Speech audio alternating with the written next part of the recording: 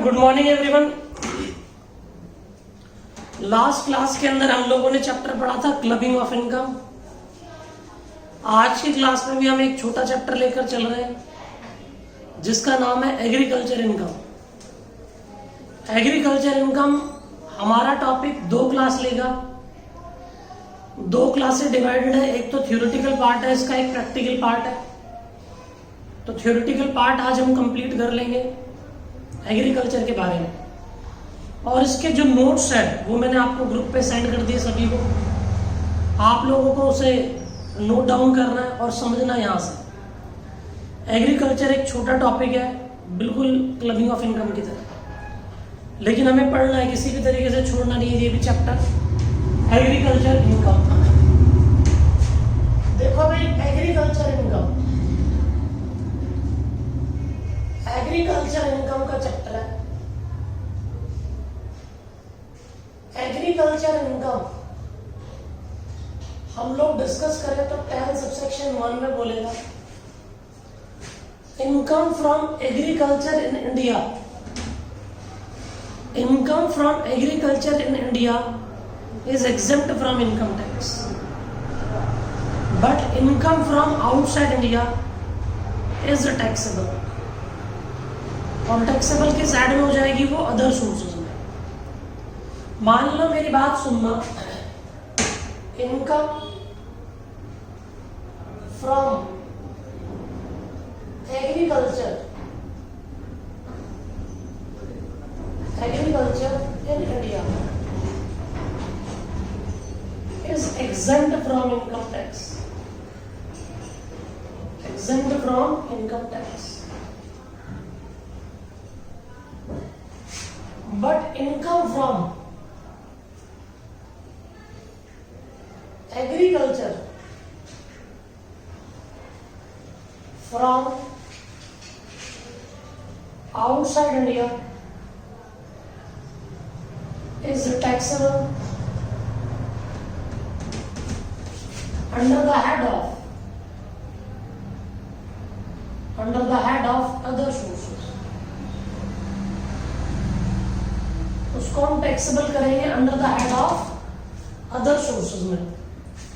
तो एग्रीकल्चर की income India से पूरी माफ है इनकम टैक्स से। एग्रीकल्चर की इनकम इंडिया के बाहर से पूरी टैक्सेबल है under the head of other sources. मान लो मेरी एग्रीकल्चरल लैंड इंडिया में, मैं खेती बाड़ी कर रहा हूं तो मेरी इनकम माफ, लेकिन मेरी लैंड अगर सिचुएटेड है यूके के अंदर और उससे मेरी एग्रीकल्चर की इनकम होगी, वो इंडिया में टैक्सेबल हो जाएगी under the head of other sources. तो नोट्स देखें, इसमें मैंने लिखवा भी रखा होगा, कुछ देखें आप। अच्छा, ये 2 पॉइंट नहीं लिखे हुए शायद, तो आप ये 2 पॉइंट लिख लेना, कोई दिक्कत नहीं है। उसके बाद देखो, एग्रीकल्चर के अंदर मीनिंग ऑफ एग्रीकल्चर डिस्कस करेंगे। मीनिंग ऑफ एग्रीकल्चर 2 पॉइंट लिख लेना आप लोग। Meaning of agriculture, meaning of agriculture, इसको सेक्शन 2 सबसेक्शन 1A डिफाइन करता है, और ये भी 3 पार्ट्स में डिवाइडेड है। पहला, इनकम फ्रॉम लीजिंग आउट या letting out. Income from leasing out agricultural land, agricultural land. दूसरा, इसका सेक्शन है अंडर सेक्शन 2 सबसेक्शन 1A। अगला है income from agriculture operation, agriculture operation. इसका सेक्शन है 2 subsection 1A clause B। Third point, income from farm building,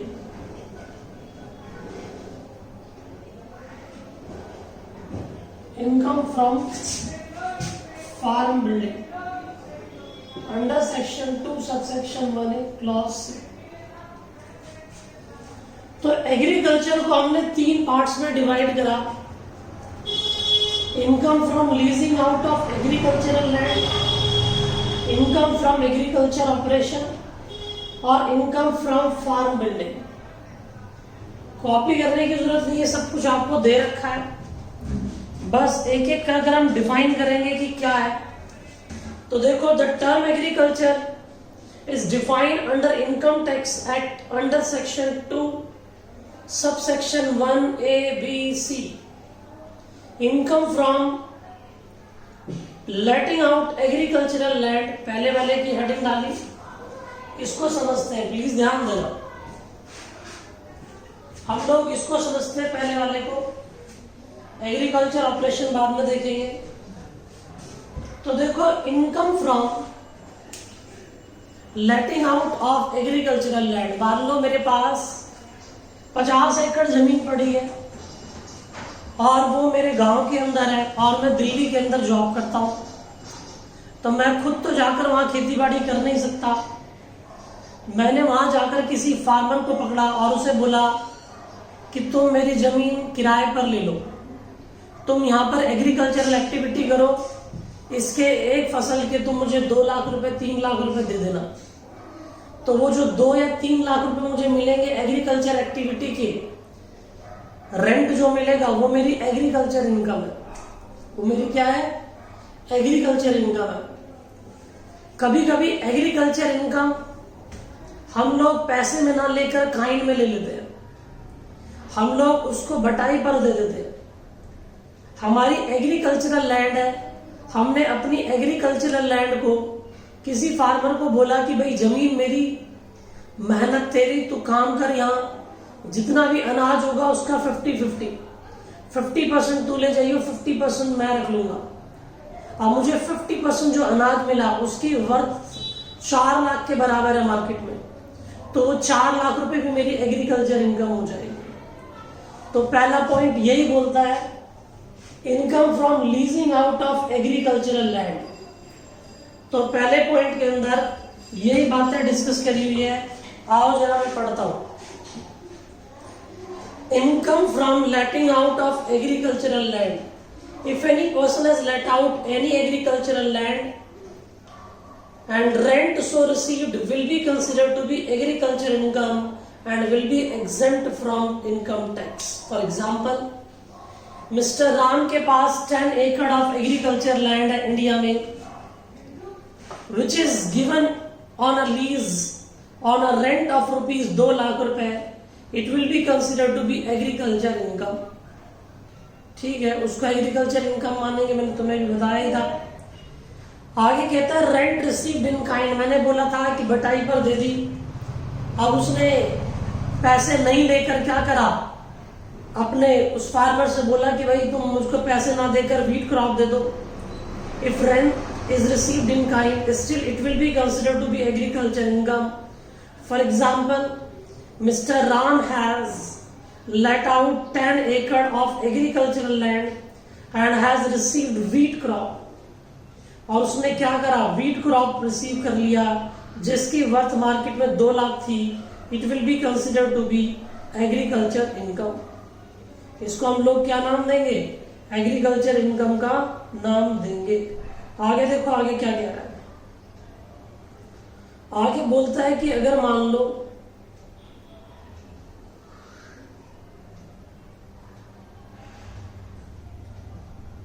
कहता है rent is not received in time. मेरी बात सुने, मैं सिचुएशन को बनाता हूं, ये आप कॉपी कर चुके होंगे, मैं एक बार फिर बता रहा हूं।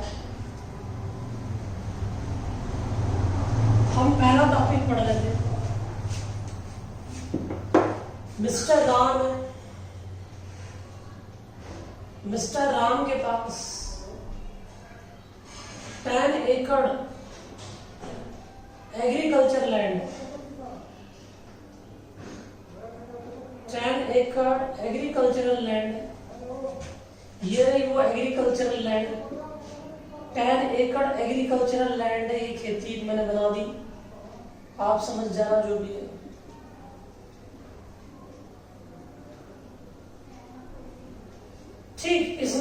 फार्मर को दी, ये फार्मर है, इस फार्मर को दी, इससे बोला कि तू मेरी जमीन को यूज कर, यहाँ एग्रीकल्चर एक्टिविटी कर, इसके बदले तू मुझको 2 लाख रुपए दे दियो, तो ये एग्रीकल्चर इनकम। 2 लाख रुपए नहीं देकर वीट क्रॉप दे देगा, तो वीट क्रॉप के भी अगर मान लो वर्थ 2 लाख है तो वो भी एग्रीकल्चर इनकम। मैंने दोबारा रिपीट कर दी है बात, मेरी बात सुनना। हमारे पास हमने एक व्यक्ति को, ये फार्मर है, फार्मर को एक जमीन दी एग्रीकल्चर एक्टिविटी के लिए, एग्रीकल्चरल एक्टिविटी के लिए लैंड दी मैंने, और मैंने बोला कि भाई तू यहाँ पर एग्रीकल्चरल एक्टिविटी कर ले और तू मुझे 2 लाख रुपए दे दियो। इस एग्रीकल्चरल जो भी आपके पास एक्टिविटी से इनकम हो, मुझे मतलब नहीं है, मुझे 2 लाख रुपए दे दियो। लेकिन मान लो ये 2 लाख रुपए वो व्यक्ति टाइम पर नहीं दे पाया, डिले हो गया,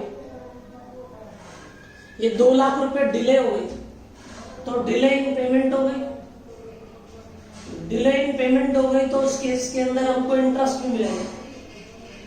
हम फार्मर को बोलेंगे भाई तू अब इंटरेस्ट भी निकाल, ये 2 लाख रुपए तूने लेट दिए, मान लो बारिश नहीं हुई या कुछ और प्रॉब्लम हुई, उस व्यक्ति ने रेंट हमको टाइम पर नहीं दिया, तो हम उससे इंटरेस्ट भी लेंगे इस 2 लाख रुपए पे, और जो इंटरेस्ट होगा वो टैक्सेबल कहां पर होगा? अदर सोर्सेज में। हाउस इनकम को कहां टैक्सेबल कर देंगे भाई? उसको अदर सोर्सेज में टैक्स कर देंगे। यही बात लिखी हुई है अगले पॉइंट में, आ जाओ पढ़ता हूं। ये छोटा सा था first point. If rent is not received in time, in such cases assessee may receive interest for such area of rent. Such interest will be taxable under the head of other sources. अब ये बात लिख दी मैंने जो शुरू में लिखवा दी थी आपको। If agriculture land is situated outside India, in such cases income from agriculture land will be taxable under the head of other sources. ये मैं पहले बता चुका था। अब हम एग्रीकल्चर ऑपरेशन की बात करते हैं। इनकम फ्रॉम एग्रीकल्चर ऑपरेशन, मेरी बात सुनते जाओ, फिर हम धीरे धीरे पढ़ते जाओ। Income from agricultural operation,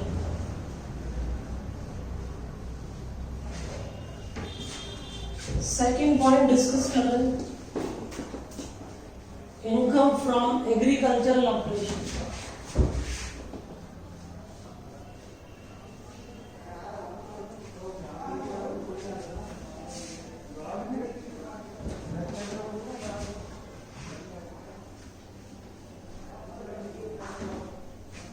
income from agricultural operation, income from agricultural operation, second point था ये हमारा सेक्शन 1A स्मॉल बी। मेरी बात सुनना, एग्रीकल्चर एक्टिविटी के अंदर क्या होगा? जैसे मान लो कोई कंपनी है, कंपनी जो है वो एग्रीकल्चर एक्टिविटी में एंगेज्ड है। किसमें एंगेज्ड है? Agricultural activity. Company agricultural activity में एंगेज्ड है, और जब वो एग्रीकल्चर एक्टिविटी में एंगेज्ड है तो इनको जो भी एग्रीकल्चर इनकम होगी वो एग्रीकल्चर इनकम माफ है, वो agriculture income exempt from income tax है, exempt from income tax, exempt from income tax, exempt तो लिखा नहीं, एग्जेम्प्ट फ्रॉम इनकम टैक्स। मान लो कोई भी कंपनी है, टाटा टी, आईटीसी, जो भी है, एग्रीकल्चर एक्टिविटी में एंगेज्ड है, एग्रीकल्चर का काम कर रही है, तो जो भी उसकी एग्रीकल्चर इनकम होगी वो एग्जेम्प्ट है। लेकिन मेरी बात सुनो, मैंने टाटा टी के शेयर परचेज कर रखे, टाटा टी एग्रीकल्चर एक्टिविटी में एंगेज्ड है, मैंने टाटा टी के शेयर परचेज कर लिए मार्केट में, और उस शेयर पर मुझको डिविडेंड मिल गया, वो डिविडेंड जो होगा वो एग्रीकल्चर इनकम नहीं है, it is not agriculture income, it is not agriculture income. इसको हम लोग एग्रीकल्चर इनकम नहीं बोल सकते। ये मेरी डिविडेंड इनकम है, और अगर ये डिविडेंड इनकम, मैंने तुम सबको बात बताई थी, अगर ये डिविडेंड इनकम मुझे इंडियन कंपनी से मिलती है तो ये एग्जेम्प्ट होती है अप टू 10 लाख तक। 10 लाख रुपए तक ये इनकम क्या होगी, माफ होगी। उससे और किस सेक्शन में माफ होगी, अंडर सेक्शन 10 सबसेक्शन 34, ठीक। लेकिन कंपनी को एडिशनल इनकम टैक्स देना पड़ेगा एज पर सेक्शन 115। तो मेरी बात सुने, ये पॉइंट पढ़ते चले, साथ साथ पढ़ो। If any person is engaged in agricultural activity, income from such agriculture operation will be considered to be agriculture income. कोई भी पर्सन एग्रीकल्चर एक्टिविटी में एंगेज्ड है तो हमें उसे एग्रीकल्चर इनकम बोलेंगे। आगे, if shareholder has received dividend from the company, देखो मेरे को डिविडेंड मिल गया इससे, from the company engaged in agriculture activity, Tata tea है एग्रीकल्चर एक्टिविटी में एंगेज्ड है, such income will not be considered to be agriculture income. मैंने बोला था it is not agriculture income, इसको एग्रीकल्चर इनकम नहीं मानेंगे, rather it will be considered to be dividend income. इसको क्या नाम दिया जाएगा, डिविडेंड इनकम का नाम दिया जाएगा। और अगर ये इंडियन कंपनी से मिलता है तो 10 लाख तक माफ है, लिखा हुआ है। But if dividend has been received from domestic company, Indian company, up to rupees 10 lakh exempt under section 10 subsection 34, but domestic company has to pay additional income tax under section 115 at the rate of 15% plus 12% surcharge, 4% health and education cess। एक example है वो देख लेते हैं, हमको clear हो जाएगा। Tata T Indian company has agriculture income 500 lakh and the company has distributed dividend 50 lakh, and one of the shareholder Mr. Ram has received a dividend of rupees 5 lakh, compute tax liability of the company and shareholder। तो हम लोग tax liability निकालते हैं जिसकी company की,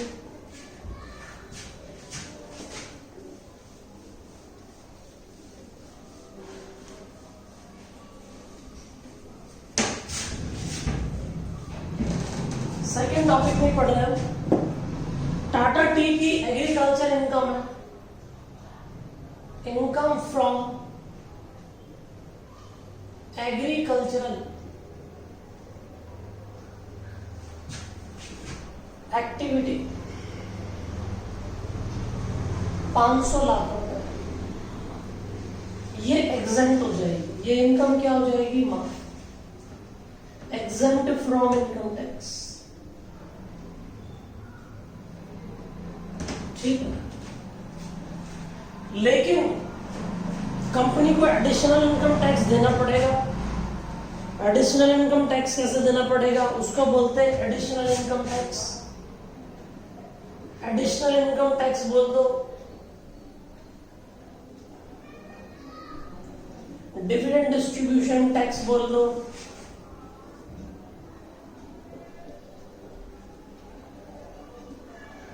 और corporate dividend tax बोल दो, एक ही बात है। सेक्शन 115 ओ होता है। कंपनी ने डिविडेंड डिस्ट्रीब्यूट करा है 50 लाख का, 50 लाख का डिविडेंड डिस्ट्रीब्यूट जो करा है, ये हमारा नेट अमाउंट है।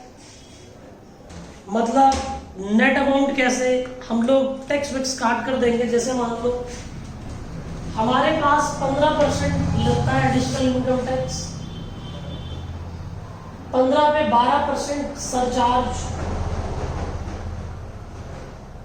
15 पे 12% सरचार्ज होता है 1.8, 16.8 हो गया। 16.8 पर 4%, 16.8 पर 4%, 0.672, तो 0.672 जोड़ दो उसमें, 17.472। देखो भाई, हमने अपने जितने भी शेयरहोल्डर को डिविडेंड दिया होगा वो नेट दिया होगा, मतलब टैक्स डिडक्ट करने के बाद दिया होगा।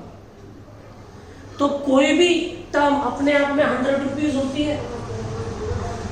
हम लोगों ने 100 रुपए में से 17 पॉइंट इतने का टैक्स काट लिया, तो आफ्टर टैक्स इनकम कितनी बची?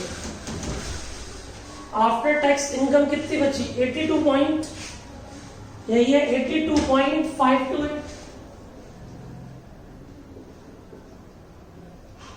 82.528%। देखो मेरी बात सुनो, तुम सब मेरे शेयरहोल्डर, मैंने तुम्हें 50 लाख का डिविडेंड दिया, तो भाई साहब टैक्स तुम तो नहीं दोगे, मुझे तो देना है, तो मैं टैक्स डिडक्ट करके तो दूंगा।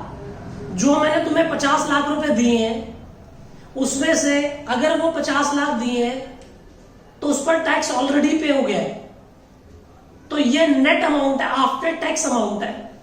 तो 100 रुपए में से कितने का टैक्स दे चुके हो तुम? 100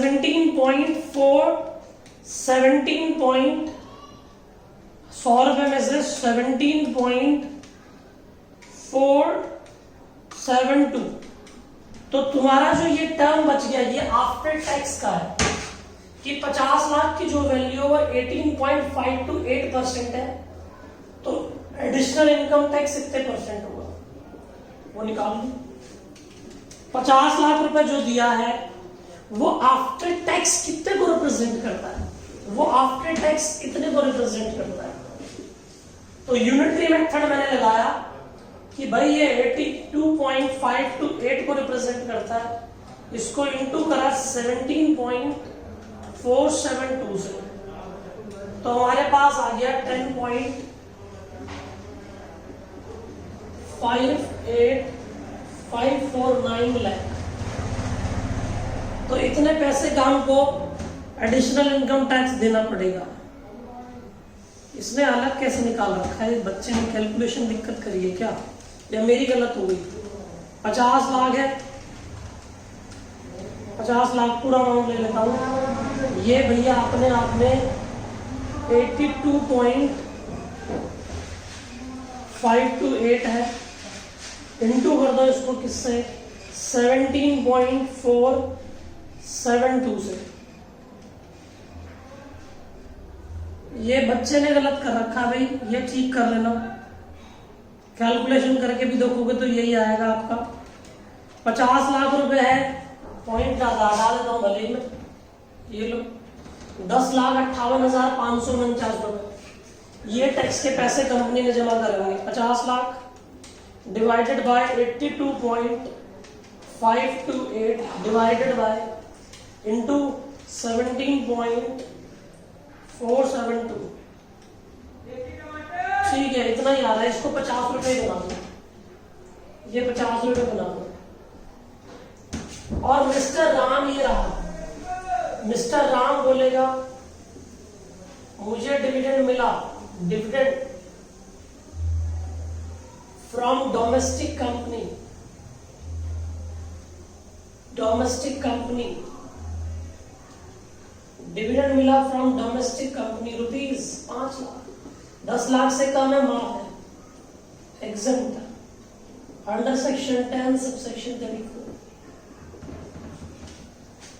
ठीक है भाई, तो इसे आप कॉपी कर ले फटाफट से। कॉपी क्या करना है, तो सॉल्यूशन है ही, बस ये अमाउंट ठीक कर लेना। ये बच्चे ने कैलकुलेशन मिस्टेक करी हुई है। 50 लाख को आप लोगों को डिवाइड करना है किससे? 82.528 डिवाइड इनटू में 17.472।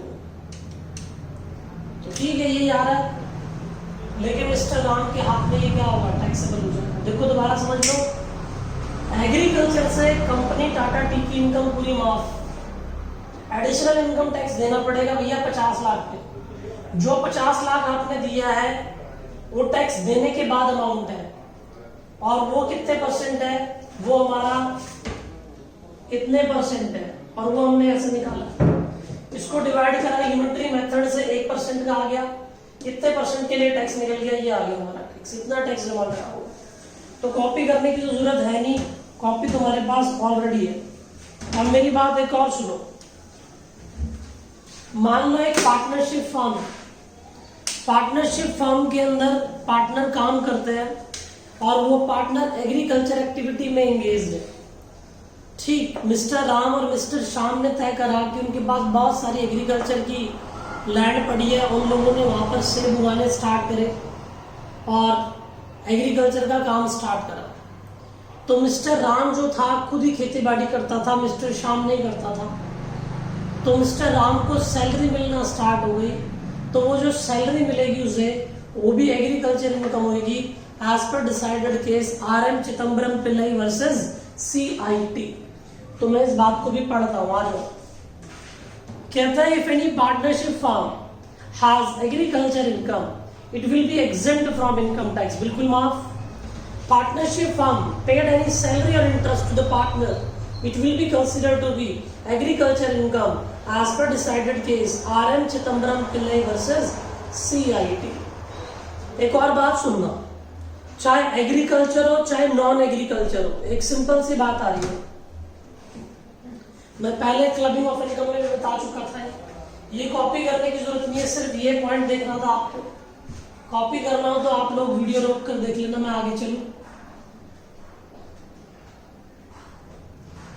चलो देख लो एक बार।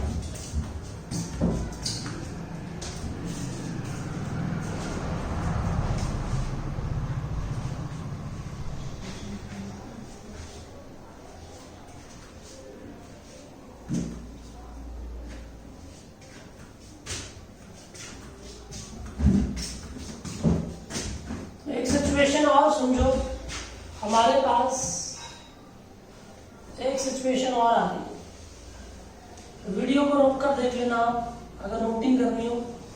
वैसे तो नोट है, बस वो थोड़ा सा कैलकुलेशन एरर है, उसको ठीक कर लेना। ये मैंने किसी बच्चे से नोट्स मंगाए हुए हैं, तो आप इसको कॉपी कर लो, ठीक है। तो प्लीज ध्यान दें, हम लोग इससे थोड़ा जल्दी कर पाएंगे क्योंकि डिक्टेट करने वाली बात नहीं है। फेस टू फेस बैठे हो तो मैं सारा डिक्टेट करके कराता, अब आपको नोटिंग करना और समझना है बस, ठीक। मेरी बात को समझो। अब एक और क्या सिचुएशन है, पार्टनरशिप फर्म की बात कर रहे हैं। अगर पार्टनरशिप फर्म भी है और वो एंगेज्ड है किसमें, एंगेज्ड है इन एग्रीकल्चर एक्टिविटी, एग्रीकल्चर एक्टिविटी के अंदर पार्टनरशिप फर्म एंगेज्ड है एग्रीकल्चर एक्टिविटी में, तो जितनी भी एग्रीकल्चर इनकम होगी वो माफ है। Agriculture income is exempt from income tax, वो एग्जेम्प्ट हो जाएगी from income tax, exempt from income tax. लेकिन मेरी बात सुनना, अगली सिचुएशन देखो, पार्टनरशिप फर्म की बात कर रहे हैं। पार्टनरशिप फर्म के अंदर हमारे पास हम लोग डिस्कशन करते हैं कि पार्टनरशिप फर्म चाहे एग्रीकल्चर हो चाहे नॉन एग्रीकल्चर हो।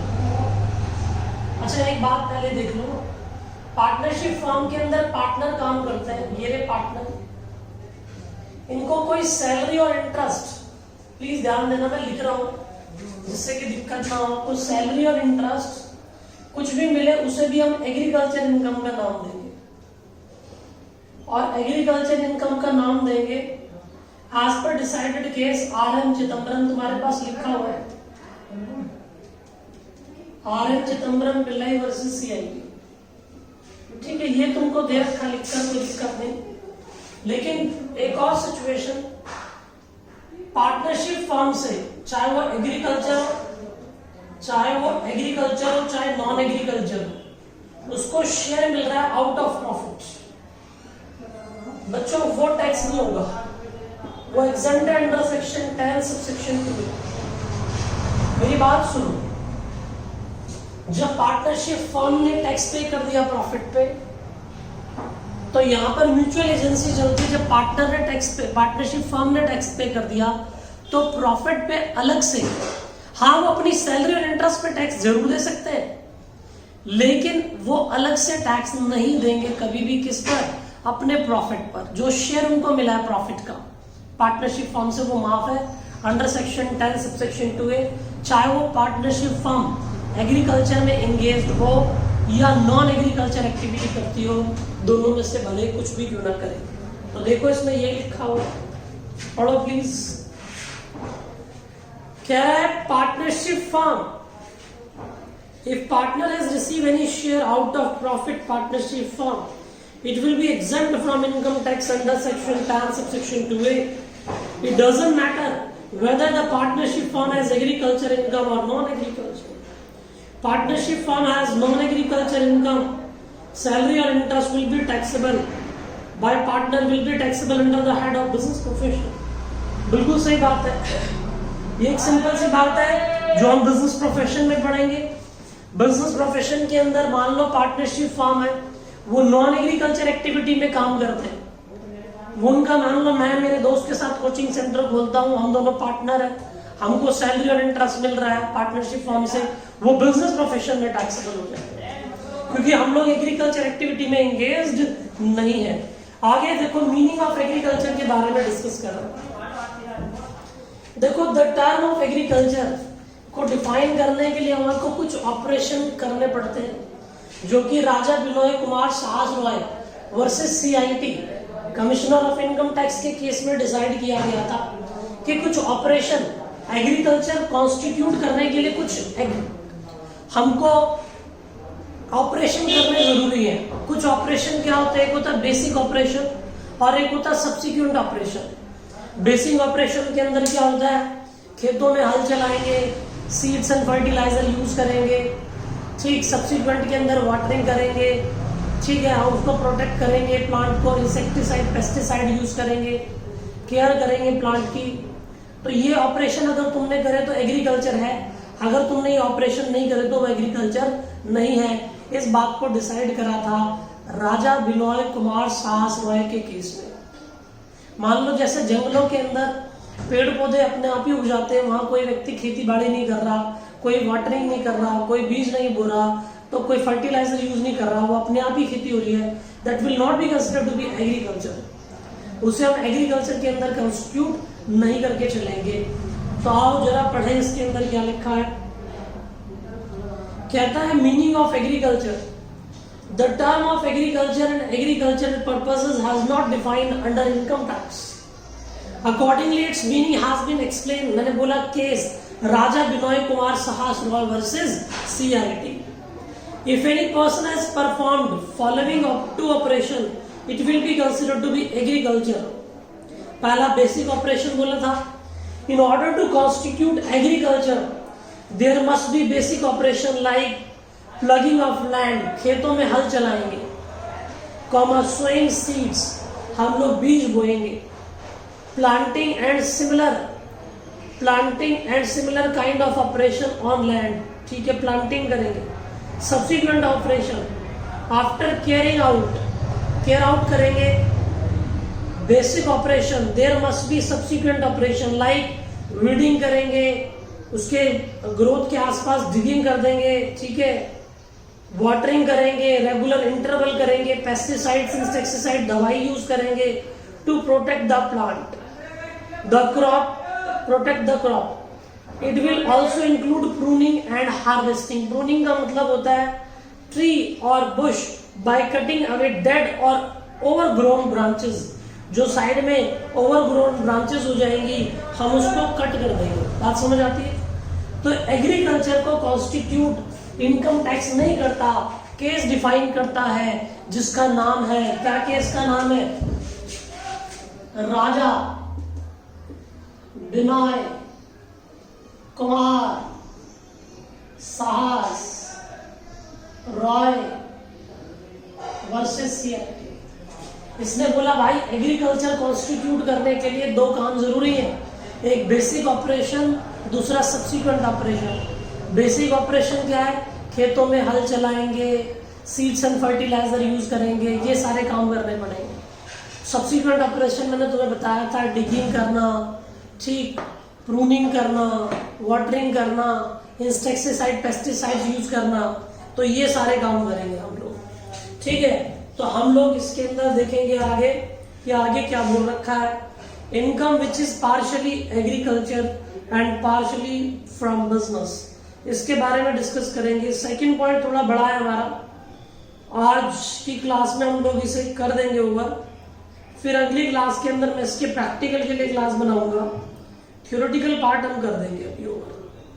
तो आप लोग इसे एक बार देखें, फिर उसके बाद मैं एक चीज समझाऊंगा आपको कि क्या बोल रहा है।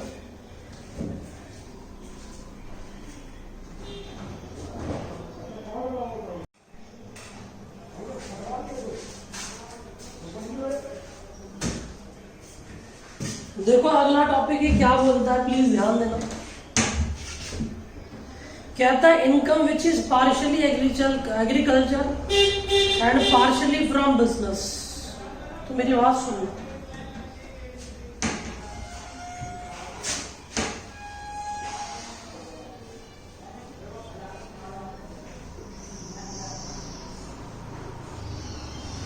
इनकम पार्शियली एग्रीकल्चर है और पार्शियली बिजनेस की।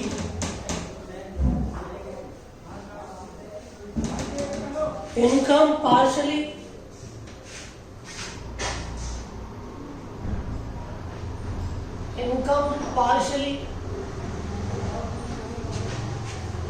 From agriculture and partially for business. तो हम लोग इसके बारे में डिस्कशन कर रहे हैं। देखो रूल 7 डिस्कस करता है इसके बारे में, तो हम लोग डिस्कशन करें। देखो मैं तुम्हें समझा रहा हूं एक सिचुएशन से, अभी आपको समझ आएगा, फिर मैं इसको डिस्कस कर लूंगा। एक व्यक्ति है जो कि एग्रीकल्चर एक्टिविटी भी खुद करता है और इंडस्ट्रियल एक्टिविटी भी खुद करता है, मैन्युफैक्चरिंग करने का काम भी है उसका और एग्रीकल्चर का काम भी करता है। मान लो एक व्यक्ति है, मैं तुम्हें एग्जांपल बताता हूं। एक व्यक्ति है जिसके यूपी के अंदर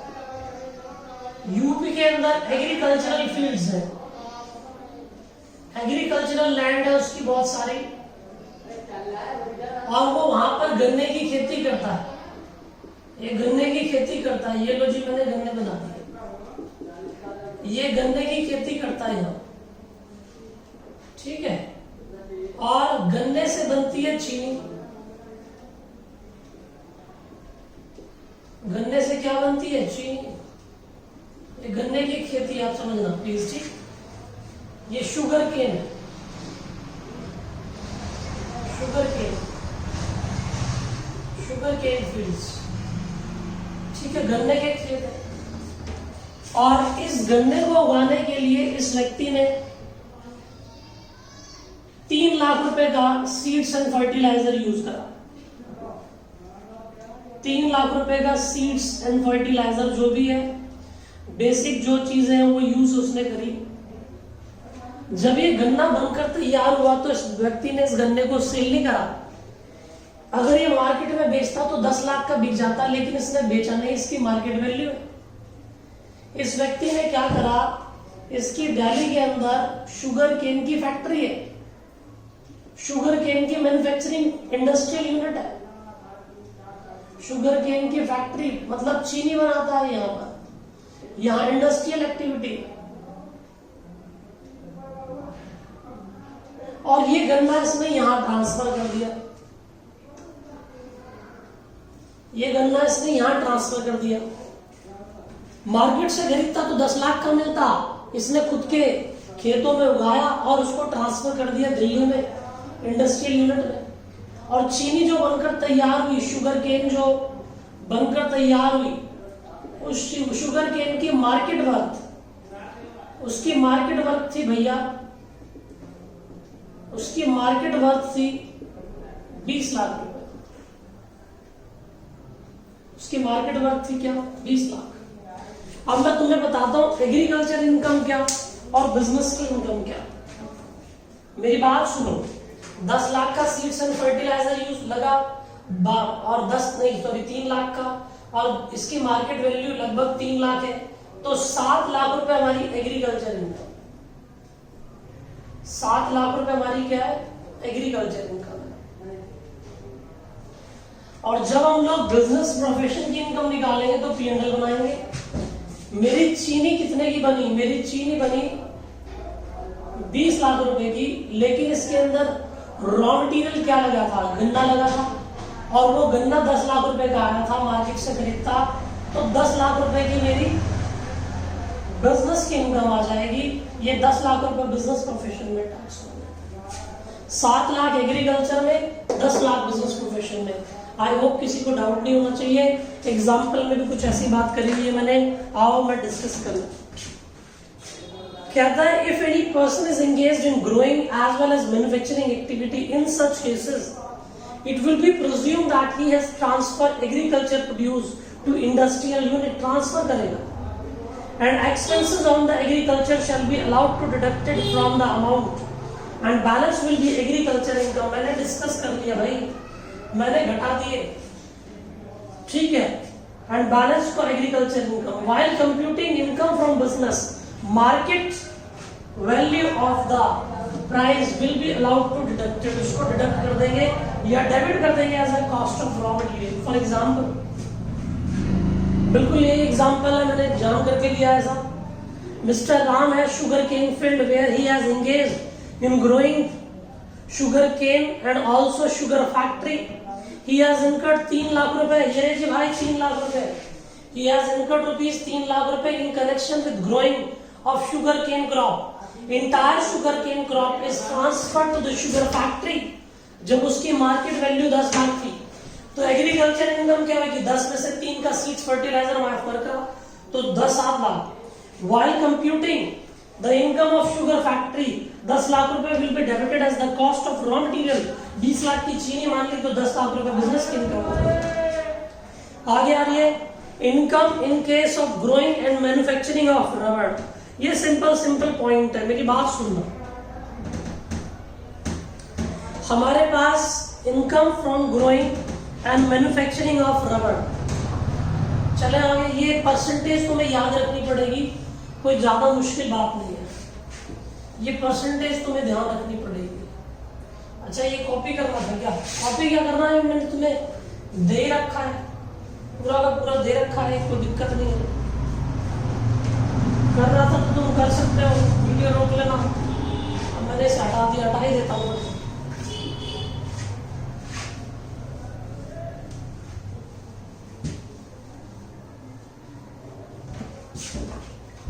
नहीं तो वीडियो को दोबारा रिवाइंड करके देख लेना, कोई दिक्कत थोड़ी है इसमें। जो चीज पॉइंट ना समझ आए तो तुम उसे दोबारा रिपीट कर सकते हो, ये तो तुम्हारे लिए एक बेसिक एडवांटेज आ गया।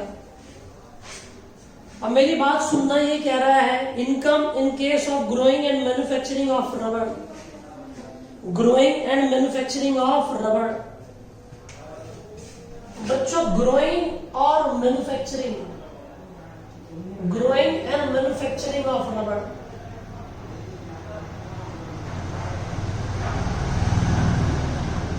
सुनोगे बच्चों, हम लोग रबड़ की ग्रोइंग मतलब खेती कर रहे हैं और साथ में उसको मैन्युफैक्चर भी कर रहे हैं। इसमें कुछ चीजें एग्रीकल्चर की होगी, कुछ बिजनेस की होगी। रबड़ से चप्पल बनती है, रबड़ से टायर बनते हैं, रबड़ से मोबाइल फोन के कवर बन जाते हैं। तो रबड़ से बहुत सारी चीजें बनकर तैयार होती हैं, तो कुछ बिजनेस, कुछ एग्रीकल्चर। तो हम लोग जब भी ग्रोइंग और मैन्युफैक्चरिंग करेंगे रबड़, इनकम कंप्यूटेड कंबाइंड करेंगे, लेकिन जितनी भी टोटल इनकम आएगी, टोटल इनकम का कुछ पार्ट सेग्रीगेट कर देंगे, उसके अंदर 35% बिजनेस में ले जाएंगे, 35% बिजनेस की, और 65% जो है वो एग्रीकल्चर की इनकम मानी जाएगी। 65% किसकी इनकम मानेंगे भाई? एग्रीकल्चर की। आ जाओ पढ़ो। If any person is engaged in growing and manufacturing of rubber, in such cases income will be computed combined for agriculture as well as business.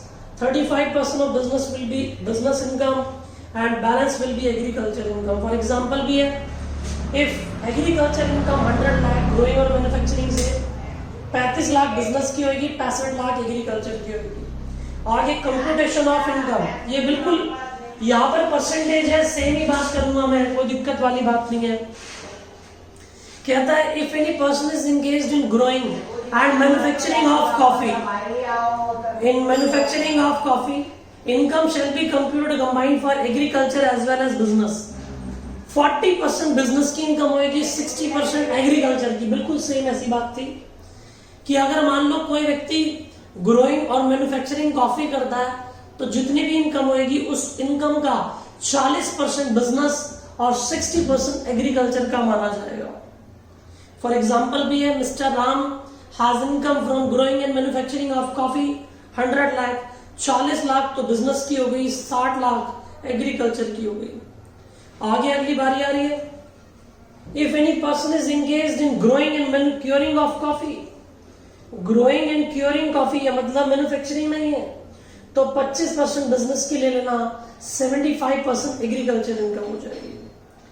Computation of income in case of person engaged in growing and manufacturing of T, बिल्कुल सही है। एक व्यक्ति growing और manufacturing, Tata T, उसके आसाम में खेत है, चाय के बागान है, वो उसकी खेती बाड़ी भी करते हैं और उसकी प्रोसेसिंग करके चाय पत्ती भी बनाते हैं।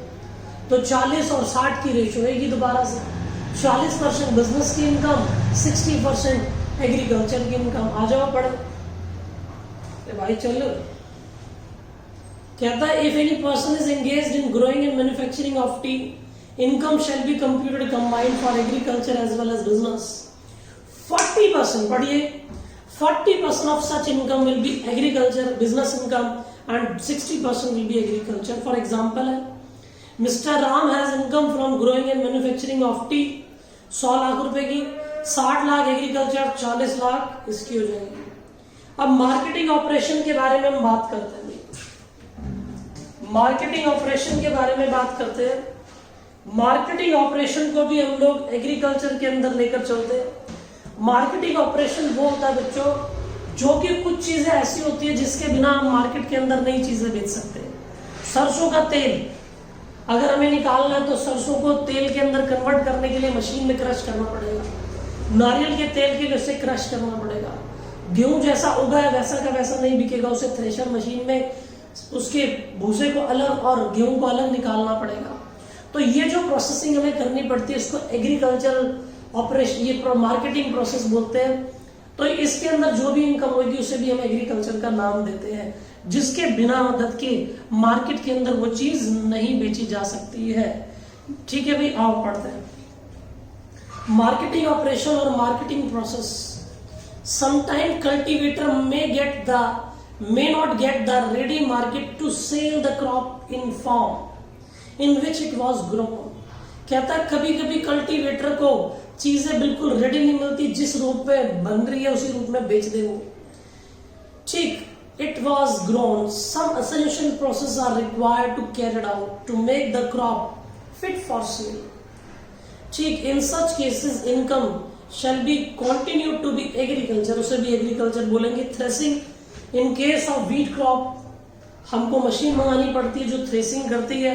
टबैको लीफ को ड्राई करना पड़ता है, सुखाना पड़ता है for fit for sale. It will be considered to continue to be agriculture income. लेकिन मेरी बात सुनो, कई व्यक्ति एनिमल पाल लेते हैं, ठीक, फिशरीज का काम करते हैं, पोल्ट्री मुर्गियां पालन करते हैं, पोल्ट्री फार्मिंग, डेयरी है उनके पास, उसको एग्रीकल्चर नहीं बोलेंगे हम। पढ़े, income from animal husbandry, fisheries, poultry farming, dairy farming shall not be considered to be agriculture income, उसको हम एग्रीकल्चर इनकम नहीं बोलेंगे। आगे, इनकम फ्रॉम सैपलिंग और सीडिंग्स ग्रोइंग इन, पौधे होते हैं बच्चों, छोटे छोटे पौधे जो नर्सरी में उगाए जाते हैं, ठीक, will be consider to be agriculture income, क्योंकि उसके लिए बेसिक और सब्सिक्वेंट ऑपरेशन हमें करने पड़ते हैं, नर्सरी के अंदर वो व्यक्ति करता है। Income from sale of land shall be consider to be income from sale of agricultural land shall not be considered to be agriculture income, rather income will be taxable under the head of other sources. Income हम कहाँ taxable करेंगे बच्चों? वहां पर other sources में taxable करेंगे। एक minute, जरा मेरी स्लाइड दूसरी खुल गई है, मैं चेंज करूँ।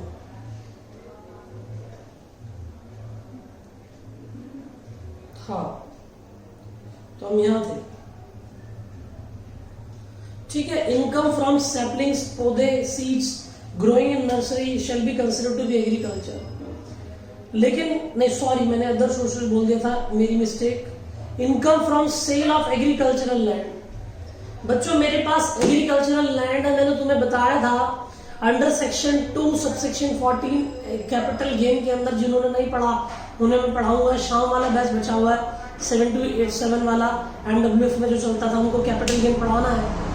लेकिन सुन लो, एग्रीकल्चरल लैंड बेचेंगे, लैंड बेच रहे हैं, एग्रीकल्चर प्रोड्यूस बेचेंगे तो एग्रीकल्चर इनकम। लैंड ही उठाकर बेचे तो कैपिटल असेट है।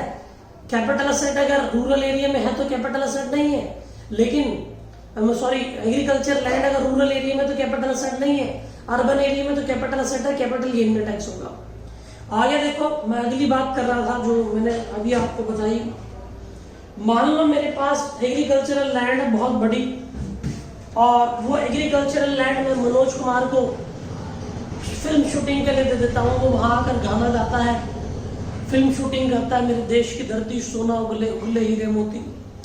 तो वो मुझे कुछ ना कुछ रेंट देकर जाता है, वो रेंट मेरा टैक्सेबल होगा under the head of other sources, not the agriculture income. आओ, rent received for letting out land for movie shooting shall not be considered to be agriculture income, rather income is taxable under the head of other sources. अब हम लोग discuss कर रहे हैं last topic इसका, income from farm building. Income from farm building के बारे में डिस्कशन कर रहे हैं हम। मैं लिखता हूं, बनाता हूं। एक छोटा टॉपिक था, मैंने थियोरेटिकल पार्ट मैंने आज करा दिया, प्रैक्टिकल पार्ट इसका और कराना है तो मैं एक क्लास और लगाऊंगा इसका।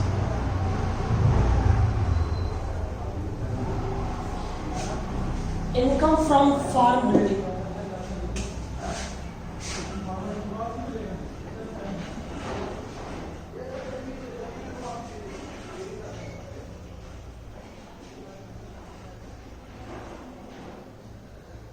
बच्चों, फार्म बिल्डिंग और फार्म हाउस में फर्क होता है, ये ध्यान रखना। फार्म बिल्डिंग का मतलब होता है ये एग्रीकल्चरल लैंड पर बनी होती है, एग्रीकल्चरल लैंड पर बनी होती है, या फिर नियर होती है एग्रीकल्चरल लैंड के, या नियर होती है। ये एग्रीकल्चरल, ये फार्म बिल्डिंग जो होती है, मिट्टी के कच्चे घर बने हो सकते हैं। ठीक, मैं एक घर बना देता हूं, यहां देखो ऐसे घर बने होते हैं, मिट्टी के कच्चे घर। ये मिट्टी के कच्चे घर है, ठीक है। तो फार्मर क्या करता है, यहाँ पर एक कुत्ता बनाकर ये पुतला भी लगा देता है और ऊपर हंडिया लगा देगा ऐसे, जिससे कि फार्मर क्या करता है, डेली जितनी भी कटिंग करेगा, वो कटिंग करने के बाद जितना भी एग्रीकल्चर प्रोड्यूस होगा उसको यहाँ रखेगा, कभी कभी खुद भी रहेगा यहाँ, ठीक, और एग्रीकल्चरल इंप्लीमेंट रखकर जाएगा यहाँ। तो ये व्यक्ति अगर ये अपनी इस फार्म बिल्डिंग को किसी और को दे देता है किराए पर, तो भी वो हमारे पास एग्रीकल्चर की इनकम आ जाता है। फार्म हाउस अलग चीज है, उसके बारे में हम डिस्कस करेंगे, अभी देखते हैं इसे।